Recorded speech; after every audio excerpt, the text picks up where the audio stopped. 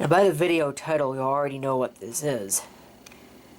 But, for those that don't, you can see a Canon bag. This is yet another cheap eBay find, at least cheap for, high-definition camcorders. It's not as cheap as this HDR CX190 was, but certainly still cheap. And it comes with this bag, which unfortunately is rather broken.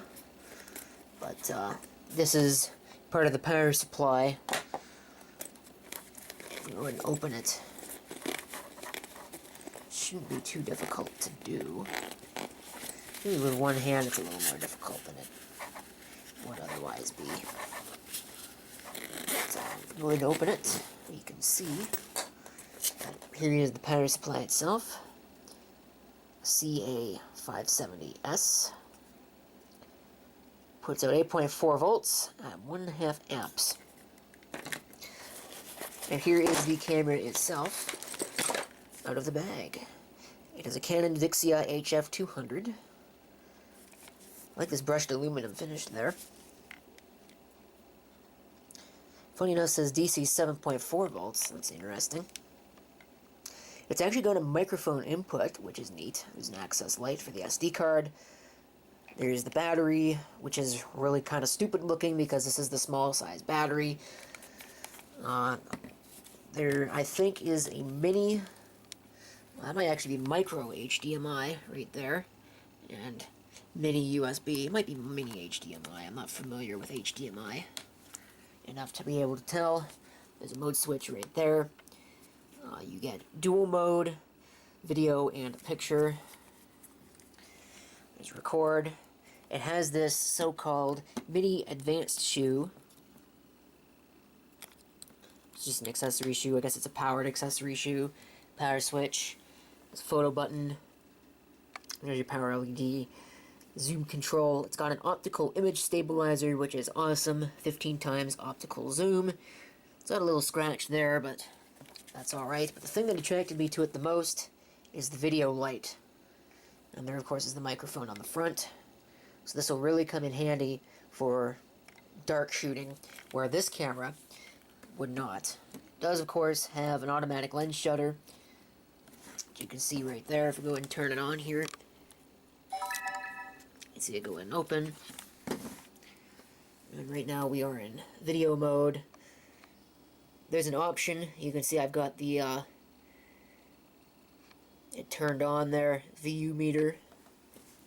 Go ahead and hit the set button. It'll turn on the video light, which does, as far as I can tell, have a yellow filter. You can kind of see it on this camera. Although it still comes out rather blue on the actual camera itself, as you might be able to see there. You do get a couple of other options: digital effects, pre-record, backlight compensation, exposure adjustments, focus, microphone, face detection. It's like a quick launch button or whatever. A couple program auto exposure modes. We'll take a look at all this stuff when I go ahead and check out the camera. So I think that's what we're going to do. Take a look at the menu, but it's really just standard stuff. You'll pause the video if you want to read any of that.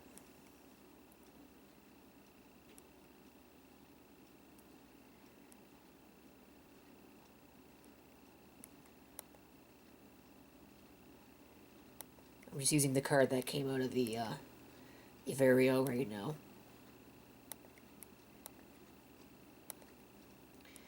And I think that's it. So, without further ado, thanks to the magic of video editing, we will switch over to this camera.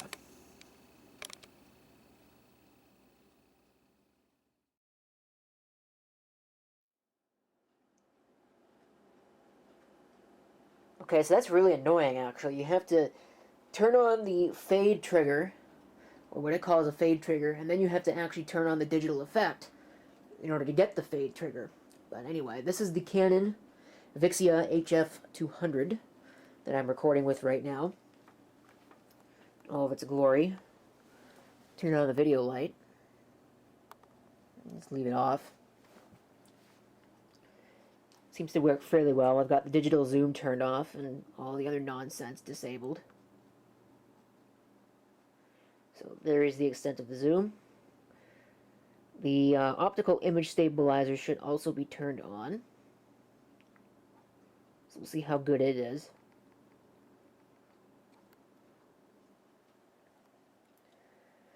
The battery is definitely working, which is good. So we'll just give this thing a quick little demonstration. Take a look at the colors, how grainy the video is. It doesn't look very good from my perspective. Looks very grainy.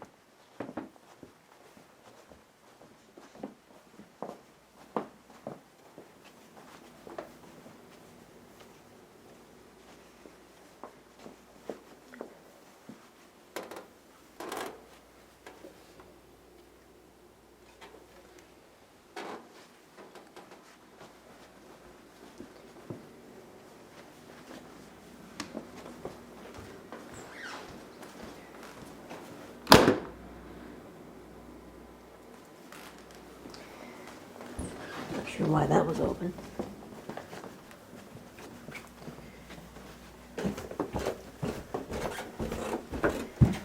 Somebody probably ought to clean that up. Although I know it'll probably just be me.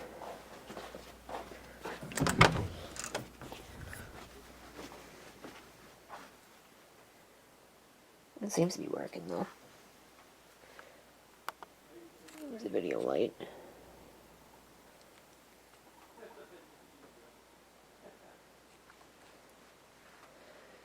I do have some digital effects. I mean, you saw the fade, which will trigger again here.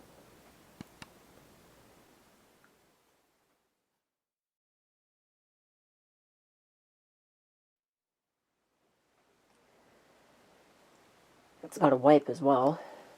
And the biggest nuisance about this entire camera is that you have to stop recording before you can change the digital effect, which is really annoying, unless there's a better way to do it. But I can't open up the function menu while I'm recording, so.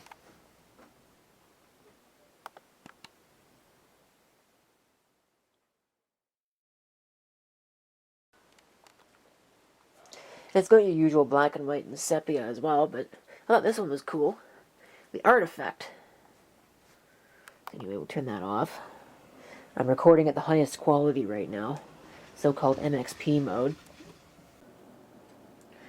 I was going to demonstrate, it's got some program auto exposure features and some picture effects, although they're not really picture effects. It's more like changing the sharpness and whatever of the picture. But since I can't open up the function menu while I'm recording, well, it's kind of useless. And really kind of annoying to try and do, so I don't think I'm going to bother with that.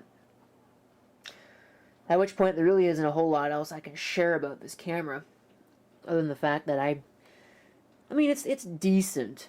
It does a decent job, I guess, but it's really grainy. I think I prefer the Sony over this. But I mean, this does have a video light, so it does have that going for it. Let's take it outside.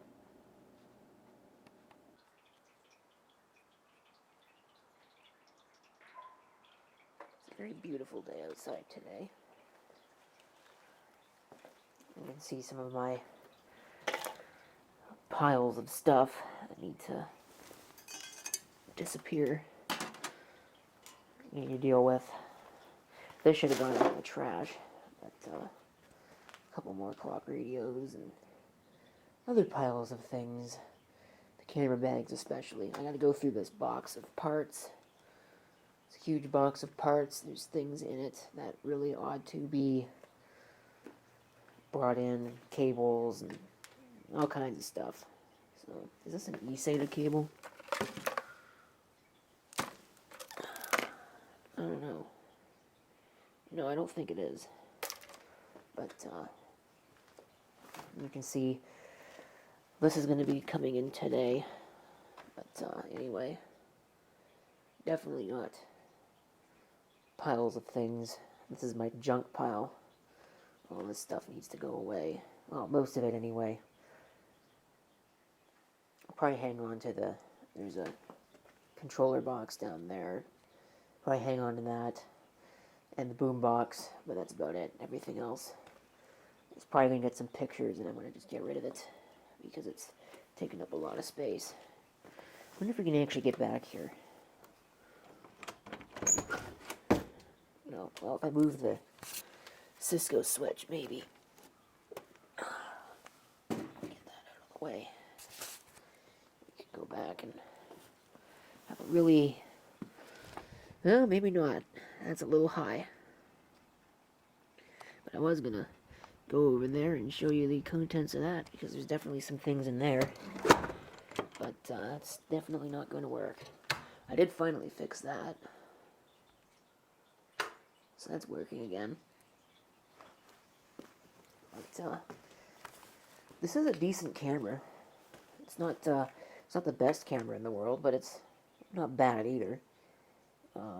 It's definitely really chunky. It's built better than the Sony is, but the Sony has a much better video quality. This thing really does not do well when the lighting conditions are not as good. I mean, there's video noise just on that. So, yeah, it's kind of depressing to see all this stuff. I really gotta go and start going through it and getting it out of here.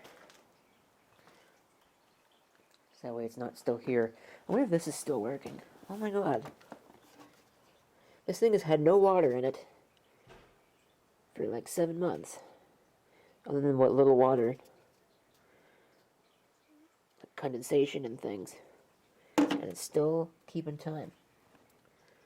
Oh, it's not correct. So I think it's probably starting to finally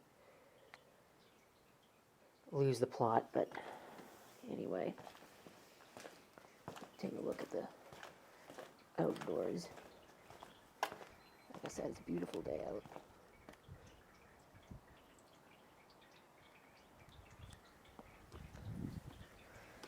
This is a mess. But I definitely got to deal with some things.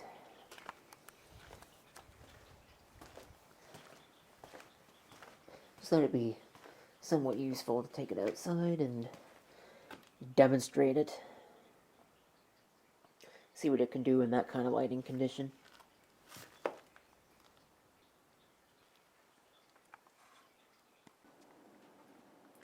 So at this point, I would like to thank you for watching. If you have any comments, definitely do feel free to leave them down below. And this is CP666 signing off, and hope to see you next time. Till then.